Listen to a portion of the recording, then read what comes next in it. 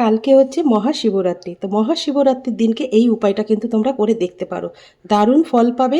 ভোলেনাথের আশীর্বাদে সকল মনস্কামনা কিন্তু পূর্ণ হবে কালকের দিনে, যদি তোমরা ঠিকঠাক মতন এই উপায়টা করতে পারো। তোমরা ঠিক যখন চতুর্দশী লাগবে, প্রথম প্রহরে জল দেবে, তখনই তুমি কিন্তু এই উপায়টা তোমরা করবে ভোলেনাথ। কালকে মহাশিবরাত্রির দিনকে কি উপায় করবে সেটা তোমাদেরকে একটু বলে দিই।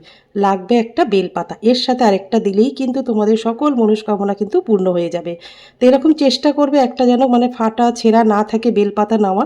বেলপাতা কিন্তু এখন ঠিকঠাক মতন পাওয়া যায় না, কদিন পর থেকে আবার ঠিক হয়ে যাবে, কিন্তু চেষ্টা করবে যাতে ভালোভাবে মানে পাতাটা নেওয়া যায় আর কি। দেখো বেলপাতা কিন্তু আমি একটা নিয়ে নিয়েছি। এর মধ্যে কী দেবো চলো তোমাদেরকে বলে দিই। আর লাগবে এরকম অখণ্ড আতর চাল, মানে চেষ্টা করবে চাল যেন একটাও ভাঙা না থাকে, গোটা নেওয়ার। তা গোটা কী করতে হবে তোমাদেরকে বলি। আমি একটা বাটি নিয়েছি, এখান থেকে আমি 11খানা কিন্তু আতর চাল গোটা নিয়ে নেবো। এই দেখো 11খানা কিন্তু আমি এখানে অখণ্ড আতর চাল নিয়ে নিয়েছি। এই দেখো একটু জলে ধুয়ে নিলাম। এই যে বেলপাতার এইখানে কিন্তু আমি চালটা দিয়ে দেবো। দেখো এখানে কিন্তু রয়েছে অখণ্ড আতর চাল আর বেলপাতা।